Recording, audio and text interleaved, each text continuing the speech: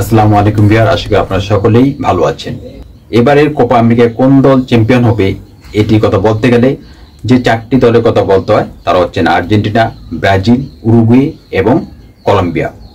প্রথমে আমি উরুগুয়ের কথা বলবো। উরুগুয়ের এবার কোপা আমেরিকা জেতার সম্ভাবনা প্রায় 60%।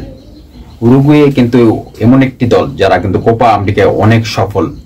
এই পর্যন্ত তারা দ্বিতীয় সর্বোচ্চ 15 বার কোপা আমেরিকা চ্যাম্পিয়ন হয়েছে। আর্জেন্টিনা সবচেয়ে বেশি কোপা আমেরিকা কাপ জিতেছে, তারা এই পর্যন্ত 16 বার কোপা আমেরিকা কাপ জিতেছে। সেজন্য আপনারা তো বুঝতে পারছেন তাহলে উরুগুয়ে এই কোপা আমেরিকায় কতটা সফল হয়। এই কোপা আমেরিকা শুরু হলেই উরুগুয়ে কিন্তু তাদের নিজেদের যোগ্যতা দক্ষতা পরিপূর্ণভাবে মেলে ধরতে পারে, যার জন্য কিন্তু তারা এই পর্যন্ত দ্বিতীয় সর্বোচ্চ 15 বার কোপা আমেরিকা চ্যাম্পিয়ন হয়েছে। বিশ্বকাপের মঞ্চ শুরু হলে যদিও তারা অনেক সময় ভালো পারফরমেন্স করতে পারছে না, কিন্তু কোপা আমেরিকাতে কিন্তু তারা খুব ভালো পারফরমেন্স করে। এবারও কোপা আমেরিকাতে কিন্তু তাদের পারফরমেন্স অনেক ভালো, সেজন্য তাদেরকে কিন্তু কোনো দলই হালকাভাবে নিতে পারবে না। তারা আর 2 দিন পরে কোয়ার্টার ফাইনালে ব্রাজিলের মুখোমুখি হবে। দ্বিতীয় দল হিসেবে আমি যাদের কথা বলবো সেটি হচ্ছে ব্রাজিল। ব্রাজিলের এবার কোপা আমেরিকার জয়ের সম্ভাবনা অনেকটাই নির্ভর করছে তার প্রতিদিনকার পারফরমেন্সের উপর। কারণ ব্রাজিল কিন্তু এবারের কোপা আমেরিকা শুরুর আগে তাদের দলগত পারফরমেন্স কিন্তু খুব একটা ভালো ছিল না। প্রথম ম্যাচটিও তারা খুব একটা ভালো করতে পারেনি, অপেক্ষাকৃত দুর্বল দল কোস্টারিকার বিপক্ষে গোল শূন্য ড্র করেছে। যা হোক, পরের ম্যাচটিতেই তারা খুব ভালোভাবে ঘুরে দাঁড়িয়েছে, প্যারাগুয়েকে তারা 4-1 গোলে হারিয়েছে। এবং কলম্বিয়ার বিপক্ষে ম্যাচটিতেও তারা কিন্তু অনেক ভালো করেছে, 1-1 গোলে ড্র করেছে।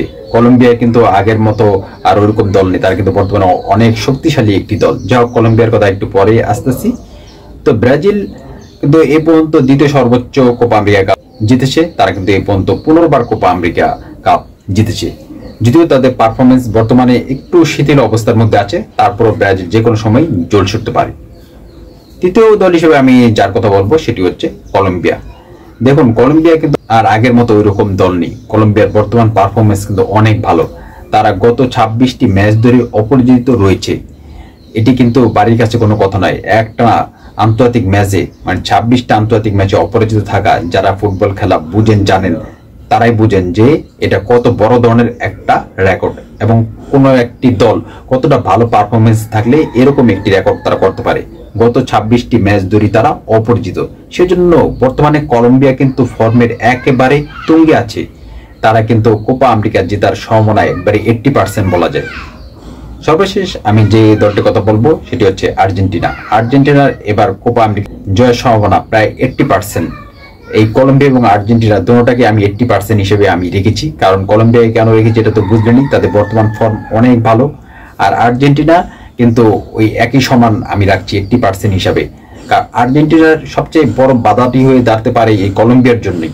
কলম্বিয়ার বিপক্ষে ম্যাচটিতে সেমিফাইনালেই হয়তোবা কলম্বিয়ার মুখোমুখি হবে। ওই ম্যাচটি যদি আর্জেন্টিনা জিতে যায় তাহলে কিন্তু তাদের চ্যাম্পিয়ন হওয়ার রাস্তা অনেকটাই পরিষ্কার হয়ে যাবে।